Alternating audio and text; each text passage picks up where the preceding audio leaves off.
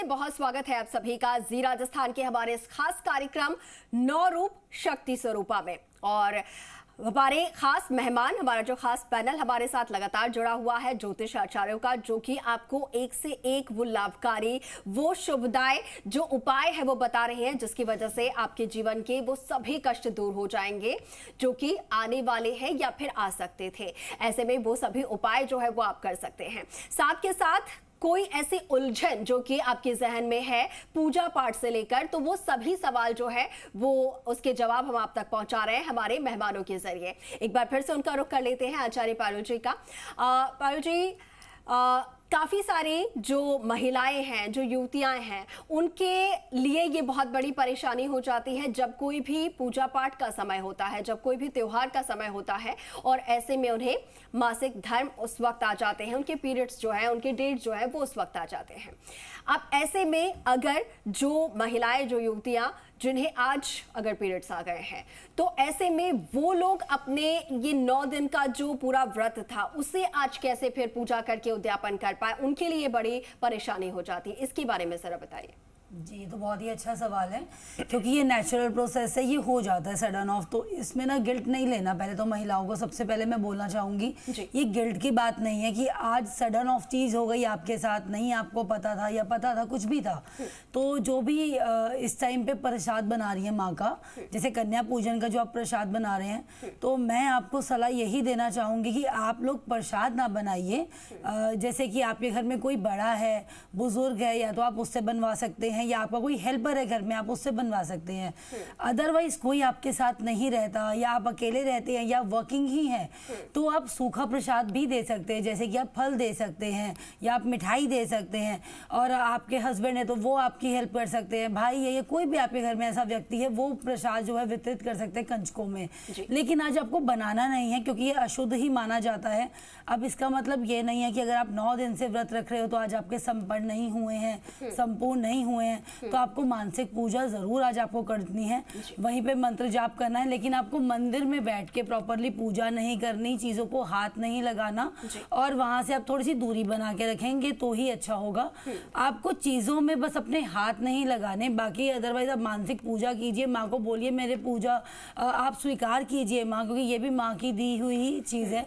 और आप 9 दिन की जो पूजा होगी, जो क्षमा याचना तो आपको जरूर करनी है, और आपको मानसिक बोलना है कि माँ मेरी पूजा स्वीकार करें, जो भी आज मेरे साथ हुआ है, लेकिन मैंने आपके व्रत जो है संपूर्ण करें, संपन्न करें, उसका जो भी आपको फल मिलेगा वो तो मिलेगा ही, पूर्ण मिलेगा। तो जो वर्किंग लोग हैं उसके लिए मैं यही बोलूँगी कि आप फल या मिठाई हो सकती है तो आप बच्चों में वो ज़रूर करके जाइए। लेकिन कन्या पूजन यानी उद्यापन करना बहुत इंपॉर्टेंट होता है, मेन वो चीज़ ज़रूरी है, ना कि आप प्रॉपरली पूरी, हलवा और प्रसाद बना रहे हैं, वो ज़रूरी होता है। तो उद्यापन आप ज़रूर आज के दिन कीजिएगा, किसी की हेल्प ले सकते हैं, और आप सूखा भी दे सकते हैं।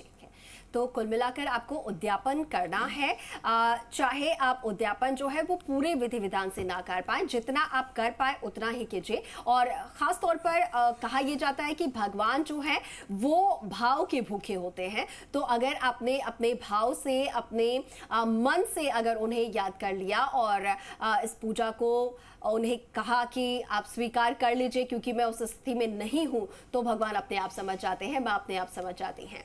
चलिए आगे बढ़ते हुए करिश्मा जी, आचार्य करिश्मा जी, आपका रुख करूंगी, और आपसे हम जानना चाहेंगे ओवरऑल, क्योंकि बहुत सारे ऐसे नियम हैं जो कि अलग अलग तरीके से बताए जाते हैं करने के लिए, लेकिन आज के दिन एक पूरा जो सटीक नियम है वो क्या होना चाहिए, और साथ के साथ कौन सी ऐसी चीजें हैं जो नहीं करनी चाहिए आज के दिन, उसके बारे में आपसे जानना चाहेंगे। नवरात्रि और क्योंकि कल विजयदशमी का भी पर्व है, दोनों ही दिन बहुत शुभ और बहुत बड़े हैं एक तरीके से सनातन अगर धर्म में देखा जाए, तो इसके बारे में जरा बताइए।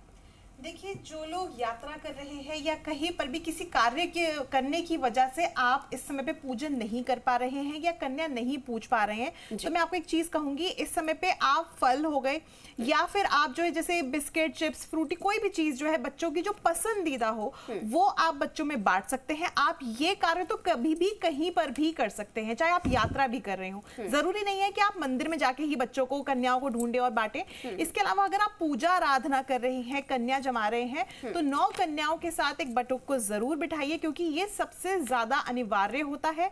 9 कन्याओं की भले ही आप पूजा कर ले, मगर जब तक आप बटुक महाराज जी नहीं बिठाते हैं तब तक वो पूजा अधूरी मानी जाती है।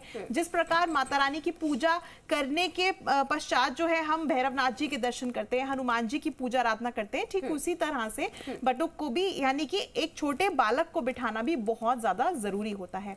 तो इस तरह से तो आप नवमी का उद्यापन कर सकते हैं। दूसरी चीज, कुछ लोग ये गलती करते हैं कि नवमी की पूजा करने के बाद ही सारी चीजों को आप एक उसमें लाल रंग के वस्त्र में बांध करके प्रवाहित करने के लिए चले जाते हैं, जो कि सरासर गलत है। अगर आप ये नवमी के दिन करते हैं तो ये चीज गलत है, क्योंकि नवरात्रि यानी 9 रात्रियों का महत्व है। तो आज की रात्रि भी आपको पूजा आराधना करनी है। जो लोग, क्योंकि माता सिद्धिदात्री की पूजा होती है, सिद्धियां प्रदान करने वाली, सिद्धि देने वाली, तो आज रात्रि में भी अगर आप माता सिद्धिदात्री की पूजा आराधना करते हैं, उनके मंत्रों का उच्चारण करते हैं, तो कहीं ना कहीं आपको सिद्धि मिलती है और नवरात्रि आपकी पूरे होते हैं, यहाँ पे संपन्न होते हैं। दशमी का जो एक सबसे अहम जो बात होती है दशमी की, कि उस दिन जो है सिंदूर खेला जाता है। उस दिन जो है माता के जो जौ होते हैं, जो कलश होता है, उसको प्रवाह किया जाता है।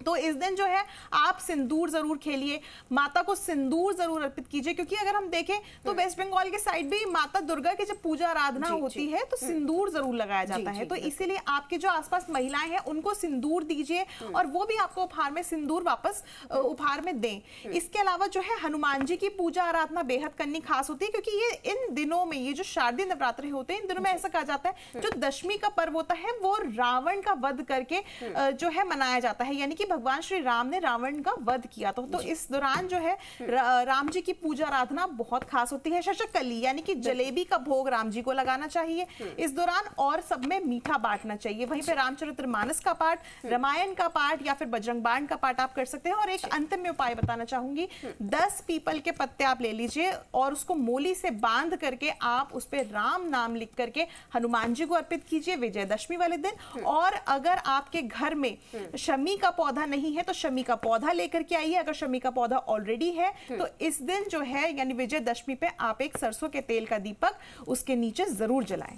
ठीक है, बिल्कुल, बहुत ही उपयोगी आपने और बहुत ही सुंदर जो उपाय हैं वो बताए हैं और हमारे तमाम जो दर्शक हैं वो सुन रहे हैं।